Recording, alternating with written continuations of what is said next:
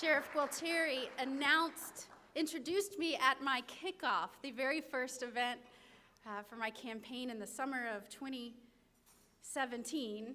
I was quite honored by that. Now that he has been named the sheriff of 3,100 sheriffs across the United States of America, I'm even more honored, and I know that you are so proud of that man. He's giving me a run for the nickname Top Cop, I think. He may be Top Cop. I'll cede it to you for tonight. How about that?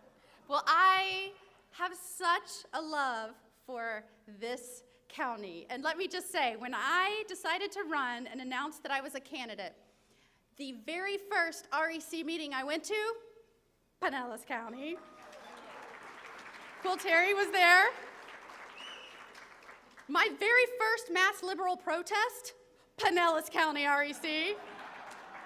Who remembers that? Anybody there? That was fun. In fact, I called one of my campaign consultants right after and I said, hey, I'm a little shaken up. I just had my first protest. In the middle, unexpected, people popped up, started yelling. In fact, actually, I was talking to the person next to me and I said, that's really awful. What are they doing? What's going on? And then I saw my name on the signs and I went, oh, that's for me. Oh my gosh. And I told my consultant on the way back to Tampa that happened and he goes, yes, finally. You made it. You're going to win.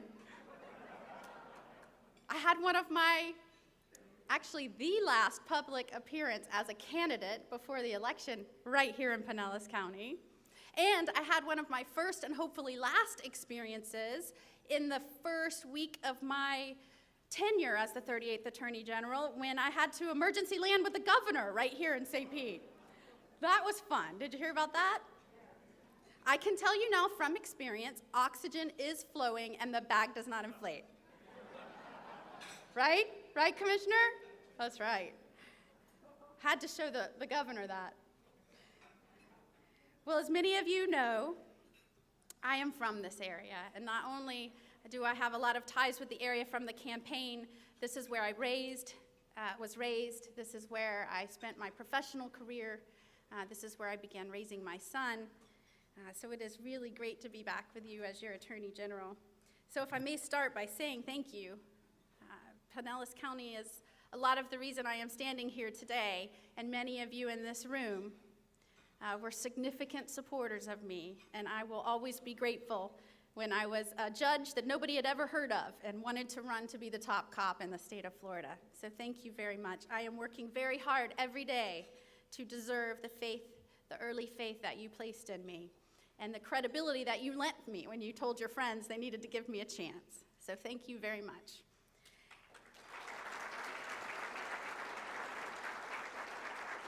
So everybody wants to know how the move has been. We moved my family from Tampa to Tallahassee. I have a 9-year-old son, an older son in the Army who actually is coming home for the first time tonight. So when I leave, we're going straight back to Tallahassee. But when we won the election, I thought, how are we going to do this? I have a 9-year-old son. I need to be in Tallahassee a lot. My husband is a career law enforcement officer. So thankfully, he was willing to move and transfer with me to Tallahassee. But as you can imagine, moving a 3rd grader, uprooting him from his school, moving him to Tallahassee, it was traumatic. He changed schools, he changed baseball teams. We felt horrible, so we did what any good parents would do. We bought him a puppy. I call him Guilt Puppy. Guilt Puppy is horrible. He's the best and worst decision I've ever made. He's horrible. We're adjusting to a new job and we're new surroundings. It's very interesting being in Tallahassee. I was outside with Guilt Puppy one morning in my pajamas, and Guilt Puppy decided he was going to run for the road. And just as he got to the road, a car was coming down the street. And knowing that if I did uproot my 9-year-old son, and I was going to be the worst parent in the world, I'd be even worse if I let his new Guilt Puppy get hit by the car in the morning. So I scoop him up just as the car is getting there, and the car does not keep going like any respectful person that knows etiquette would do when a woman is standing in her pajamas in the driveway in the morning. They stop and they roll the window down, and it's the newest Supreme Court justice. That was fun. It's like Hollywood, you know, where the stars roam around Tallahassee, like Supreme Court justices roam around. You never know when you're going to see them. It's a lot to get used to. But we're transitioning. He likes that story. But we were excited to begin this new phase in our lives, but I have to say, moving to Tallahassee, you may or may not know, you might have heard this during the election, it has a really high crime rate. We are at and I'm going to say thank you to all of the law enforcement men and women that might be here tonight. We are at a 47-year crime rate numbers. We are record crime right now. Thanks to great government leaders and law enforcement men and women. My husband is a law enforcement officer. I was a judge, a prosecutor, you can imagine. We talk about these things. So we were a little apprehensive about moving to Tallahassee. So we get there, and we're having breakfast one morning and reading the paper, and I say reading the paper, which generally consists of Justin reading the paper and then complaining and whining about what's going on in the world, and I just learned my news from that, like all you cops do. So he was complaining about something, and he said, Ashley, look at this. They're talking about moving a police force, and they were talking about moving, a police station into a particular area in the city. And he said, look at what this person said. They said if they moved that police headquarters into this part of the city, it would be like an invading force. I don't really know what our world has come to. I mean, we read this stuff in the paper. I listen to Justin talk about what's in the paper. And I read things like Kamala Harris is now lying about smoking pot. Turns out she said she did it in college, but could never have been true, the timing. I mean, do you remember when politicians used to lie about not smoking pot? Now we have politicians lying about smoking pot. I mean, the world is upside down. But an invading force, and it illustrates why, when we talk about the erosion of the rule of law, when you have leaders in a community using that kind of irresponsible language, why there might be high crime rates, why there might not be respect for the law. How does that shape citizens' view of the law enforcement community? How does that shape how children view those that have dedicated their lives to law enforcement? Stability of our democracy, and indeed, I believe the stability and survival of our country, depends not only on a criminal justice system that is fair and good, but one that is respected and one that people believe is fair and good.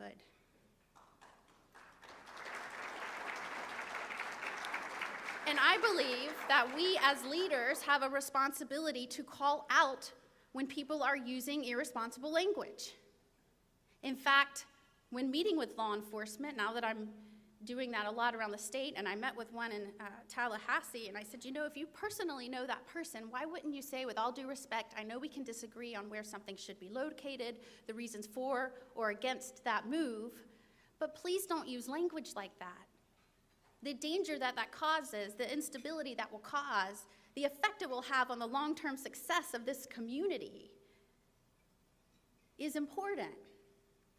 And so I tried to practice what I preached. I had a group come in not long thereafter, a law enforcement group. They were showing me a pamphlet, and I was reading through it, and they said, this is what we give out to schools when we go in and talk to them. And halfway through, one of the lines said, not all cops are bad. I said, do you think maybe that language could be adjusted? In fact, it suggests a negative as opposed to saying a positive. I mean, we would never say not all bank presidents are bad. And they said, you know what, you're absolutely right. We never even thought about it that way. But when leaders in the community say that, it might mean something. I believe our victories come when we change people's minds. That's what the purpose of this party is. We have to use responsible language and remember that the damage it can cause. We see the worst examples of Hollywood elite. They'll say whatever that's on their mind, and they don't even think about the outcome. They'll do whatever they think is best for them, and they don't even think about the outcome. Deborah Messing once took a picture of her young son at a game, hockey game, something like that, who was protesting the flag by sitting during the national anthem. And she took a picture and she posted it, and she said, #MomProud, or Proud Mom. Is that responsible language? In my living room, my 9-year-old stands up when the national anthem is played on TV. Maybe that's why our oldest is in the United States Army.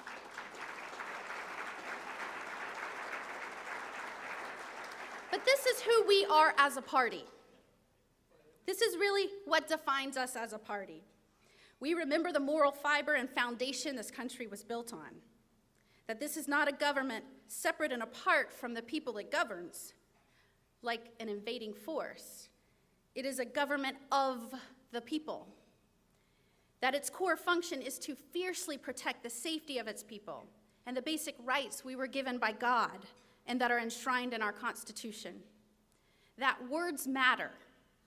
That our entire system depends on a delicate balance of power, and that we must carefully guard, support, and protect that brilliant structure of governing.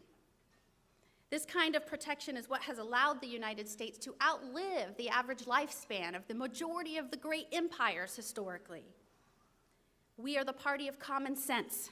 We are the party of accountability. We're the party of, I know that sounds great, but in reality, that cannot work. Remember when you were younger and all the kids wanted you to jump off a tree limb into a shallow lake? That was not just me from Plant City, right? Other people had this, right? So all the cool kids are jumping off the limb into the lake. And then there's the one kid that's like, yeah, I've done the calculations there. That's not gonna work. The risk, the long-term consequences way outweigh the fun you're gonna have or this passion for jumping off the limb. That's us. I'm gonna say this delicately, and I'm joining you, and I can say this about us because I'm one of you. We're like the nerds. Everybody's okay with that, right? We're the nerds. Everybody clap for yourself. You could never do it in high school, do it now. All the kids caught up in that moment, they don't care about the rules. They don't care about there's a sign posted in black and white. You can do this, you can't do that. They don't care about that. It's what feels good in the moment. It's what the popular thing to do is. In reality, we're the party of this country must endure. We will not fall prey to the dangers of the passions of today. We want the government to give more money, they say. We say, well, it's not really the government's money, it's your neighbor's money, and we're just taking it and giving it to other people. Well, it's a right. We need to get those right, and we're going to use the money, and we're going to make sure everybody has a right to that. Well, don't really throw around that word. It's not really in the Constitution. I wouldn't call it a right. Well, it's a living Constitution. So it's a right. It's a living Constitution, and we just need more money to make it a right. Well, what are you going to just print more money? I don't know if that's such a good idea. We need more people to give money to. Let's just open up our borders. Everybody come in. We'll pay for everybody in the world. I don't know if we can sustain that. We don't really have the laws set up to do anything because Congress hasn't made anything happen. I feel like I'm doing this every day as a leader of this party, and I know that as a leader in this community and as someone who believes in the principles of this country, like me, you are doing this every day, especially as you are watching the Democratic presidential primary. Is that fun? This is fun to me. So far, we've seen Democrats fiercely compete on two big issues. First, who can propose the most absurdly expensive new program with a straight face? And second, who can deliver the most convincing apology for the most ridiculous gaffe? Elizabeth Warren, Kristen Gillibrand all apologized for offending different groups. Bernie Sanders apologized to the women on his campaign. Beto O'Rourke apologized to women everywhere. And Joe Biden apologized to the women whose hair he smelled, which, as it turns out, is pretty much the same as women everywhere.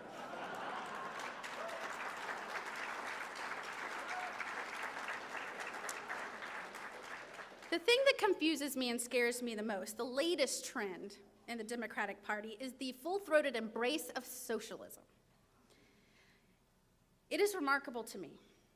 It has only been a few decades after the collapse of the Soviet Union, And 57% of Democrats say they have a positive view of socialism. I wonder how many Democrats have a positive view of cracking a history book once in a while. More importantly, I wonder how many have ever met a refugee from a socialist state. How many have ever witnessed the repression, poverty, and environmental degradation that characterizes socialism? Far less than 57%, I expect. After years of brazenly denying that they're socialist, Democrats are now brazenly declaring they're socialists. And of course, they will frequently cite Denmark, Norway, Sweden as their socialist models. But that's really like calling cats and dogs the same because they both have 4 legs. Put plainly, these countries aren't socialist. Their markets are free, they have no minimum wage, their government doesn't control the private sector, and Sweden even has a nationwide school choice program, which is hardly the hallmark of Sanders-style socialism. In Denmark and Norway and Sweden, just as in the United States, government programs do not produce prosperity. Prosperity produces government programs. And $33 trillion government-run healthcare program or a $93 trillion Green New Deal would cause untold harm to a nation that's already drowning in debt. Indeed, today's Democrats don't model their policies on Denmark, Norway, and Sweden, but on Venezuela. And make no mistake, our economic freedom is no less significant than our political freedom, and it is the former that secures the latter. If government does not respect your wallet, they will not respect the law. And a government that does not respect the law will not long respect your rights. Ronald Reagan told us there is no such thing as right or left. There is up or down. He called it a time for choosing when he said that, and he was right. Since he first uttered those words over 50 years ago, many Americans have made their choice. You and I have certainly made ours. We choose more freedom, less government. We choose peace through strength. We choose the rule of law over the rule of the mob. We choose the values and virtues of our founders, not the mores of the moment. For us, it is no longer a time for choosing. It is now a time to stand. A time to stand by those values and those freedoms and that future which promises constant innovation, opportunity, and new frontiers. The days when our parties disagreed over some policy issues is over. There are new battle lines, and they are stark. We are a nation that respects and values the rule of law, or we are one that respects and values the rule of the mob. Capitalism versus socialism. A nation that respects the values of our founders, or one that casually and cynically derides them. Immigration is the latest example. The failure to secure our border has led liberals to conclude we should have no border. So-called sanctuary cities, and I know that you know that term well, declare themselves above the law. But I believe, as a Roman statesman once said, he who does not prevent a crime, when he can, encourages it. That is why I support legislation that will ban sanctuary cities in Florida.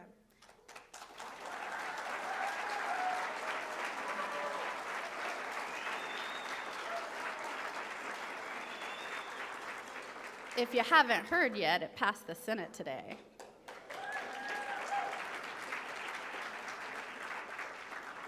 It will require state and local officials to cooperate with federal immigration enforcement, and the legislation authorizes my office to pursue legal action against any official who breaks the law.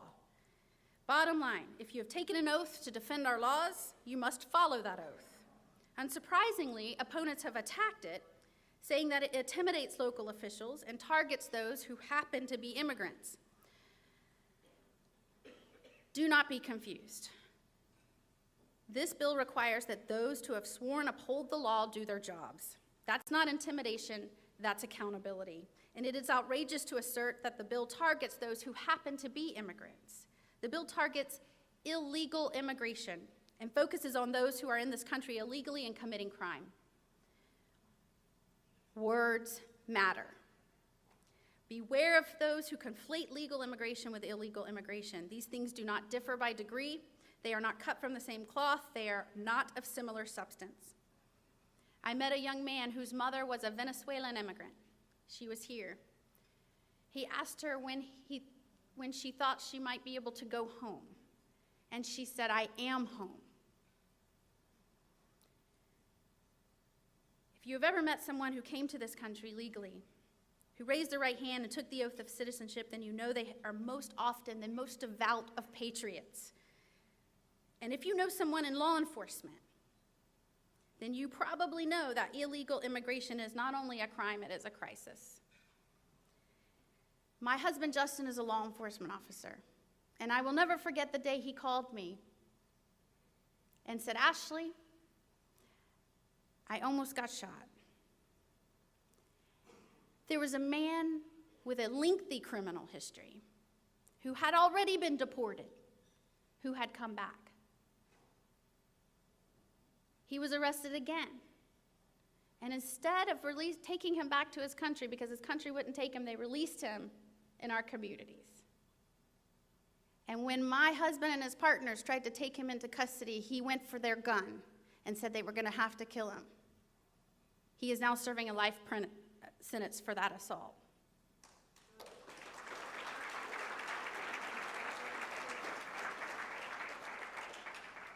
Misconduct, I grieve for you all of the time. We got to know each other over the campaign. Service to our communities, and ultimately the ultimate sacrifice. Those are true patriots who understand that the rule of law requires good men and women to volunteer and serve.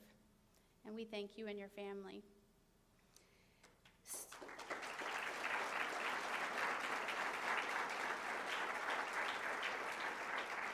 Some politicians claim that reports of violence committed by illegal immigrants are exaggerated. Some say President Trump is sowing discord. I have one question for those politicians. How many assaults, robberies, rapes, and killings will it take before illegal immigration becomes wrong? I can tell you from personal experience, one is too many. And these crimes could not occur without the tolerance of politicians who are either too clueless or too cowardice to stop them. There may not be legal accountability yet, but they are already morally complicit. So to any public official in Florida who may be confused on this matter, let me be clear. The law is not a suggestion. It is not a recommended best practice. And where the law is clear, personal opinion is not required. Enforcement is required. And we will do that in the state of Florida.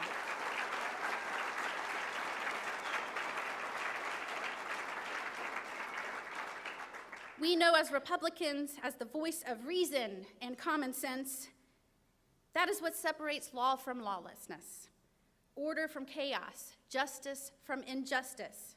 It's not always easy, popular, or convenient to enforce the law instead of exercising opinion. But there is no good alternative to the rule of law. Those who respect it and in good faith seek this shining city on a hill should be welcomed. But let the walls be high, let the gates be strong, let the laws be enforced. And it is this incredible experience of ours, this experiment of government by the people in accordance to an agreed rule of law, is what keeps this city shining bright and prosperous and safe. And that is what we as Republicans need to keep insisting on, keep reminding our colleagues of, and that is why we will always be the party that advocates for the strength and stability and endurance of this great country.